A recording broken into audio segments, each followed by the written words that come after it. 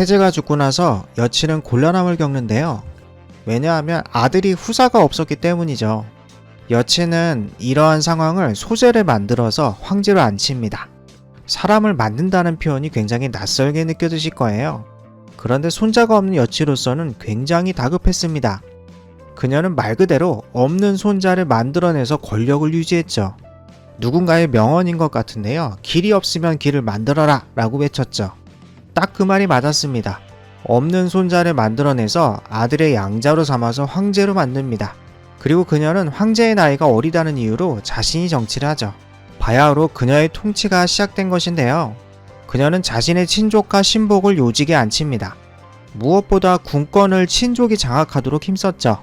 고대 사회에서 군대를 통제하지 못하면 허수아비 왕제가 될 뿐이니까요. 이 시대를 역사가들은 여시천하라고 부릅니다. 여치가 황제 대신 권력을 휘두르며 자신의 사람들로 정권을 채운 거죠. 터프한 여치의 성격 그대로 황궁은 피바람이 불어닥치는데요. 해제가 있을 때는 혼자 날뛰었지만 지금은 여시 일족 전체가 날뛰니 신하들은 숨죽이며 지내야 했답니다. 이렇게 황궁은 정말 혼돈의 도가니였지만 놀라운 일이 있었는데요. 백성들의 삶은 너무나 평화롭고 안정적이었습니다. 이것은 이유가 있었는데요. 기나긴 내전으로 인해서 많은 수의 사람이 죽었습니다. 인구가 거의 4분의 1 토막 났다고 하니까 엄청 많은 수의 사람이 죽었죠. 사람들이 제일 두려워하는 것은 다시 전쟁을 하는 것이었습니다. 여친은 내전이 나기 전에 미리미리 반란의 싹을 제거해버리는데 훌륭한 능력을 발휘합니다. 여치 덕분에 백성들은 평화롭게 생업에 종사할 수 있었답니다. 많은 분들은 이 시기를 여치의 덕이 아니라 황금 재상 라인업 덕이라고 말을 하는데요. 말 그대로 재상들도 매우 훌륭한 사람들이었습니다. 소아, 조참, 진평 등등 훌륭한 재상들이 있었죠. 그러나 재상들이 자신의 능력을 발휘했던 것은 여치가 카리스마로 권력자들을 누른 덕이었습니다. 재상들이 자신의 정치를 피기 위해서는 여치와 같은 든든한 지도자가 뒤에서 버팀목이 되어줘야 했답니다. 그런 면에서 여치는 훌륭한 통치자였습니다. 간단히 비교를 하자면 진나라 2대 왕자 호해를 보면 되는데요. 중국을 통일할 정도로 진나라는 많은 인재를 가지고 있었습니다. 그런 인재를 가지고도 나라를 말아먹었죠. 그런 것을 보면 고왕후 여치는 훌륭한 통치자였던 것을 알 수 있습니다. 그런데 이러한 중국에 흉노족이 쳐들어오는데요. 여치는 어떻게 될지 다음 에피소드에 알아보겠습니다.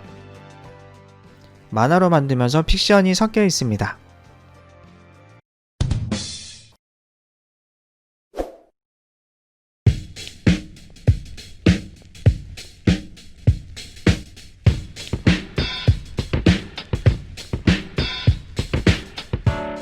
천고마비라는 말이 있는데요. 하늘은 높고 말은 살찐다라는 의미입니다. 겉으로 보기엔 평화롭게 사람들이 지낸다는 뜻으로 보이는데요. 사실 이 말은 흉노족에 대한 이야기랍니다.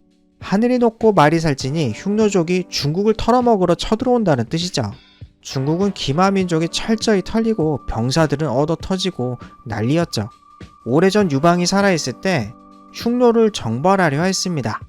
그는 중국을 통일한 황제라는 자신감을 가지고 흉노 정벌에 나서는데요.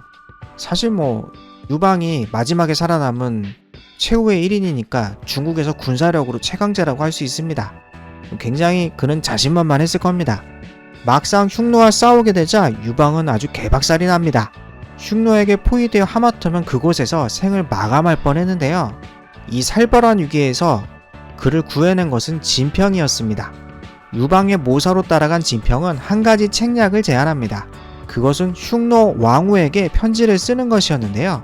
아니 대체 흉노 왕도 아니고 흉노 왕후에게 편지를 쓴다니 어떤 책략일지 궁금한데요. 흉노 왕후에게 보낸 편지 내용은 아래와 같습니다. 그 내용은 중국 미녀가 엄청 이쁘다며 당신들 남편이 바람피 컷이라고 당장 전쟁을 멈추라고 호소합니다. 얼핏 보면 웃긴 내용인데요. 이 책략이 제대로 먹힙니다. 흉노 왕후는 군대를 돌리도록 흉노 왕을 압박하기 시작하는데요. 왕후가 무슨 힘이 있느냐고 물으실 수 있는데요. 흉노 왕후는 두 번째로 큰 부족의 딸이 됩니다. 흉노 왕후는 그냥 와이프의 의견이라고 보면 안 되고요. 50% 지분을 가진 권력자의 의견이었던 거죠. 흉노 왕은 결국 유방을 끝장내지 못하고 평화협상을 하게 됩니다. 진평의 기발한 책략으로 위기를 돌파한 유방이었는데요. 여성의 질투심을 잘하는 진평만이 생각할 수 있는 그 책이었습니다. 진평의 인생이 궁금하시면 찾아보시면 좋습니다. 19금이라서 이 만화에서 생략합니다. 유방은 흉노로부터 죽을 뻔했다가 살아 돌아오는데요. 그는 대륙마인드의 책략을 씁니다. 매년 흉노에게 비단, 술, 곡식을 보내는데요. 그는 문화에 맞들인 흉노가 언젠가 약해질 것이라고 생각합니다. 그런데 이 책략은 몇십 년 이런 거 가지고 안 되고요. 몇 세대를 지나면 이루어질 것이라고 생각하죠.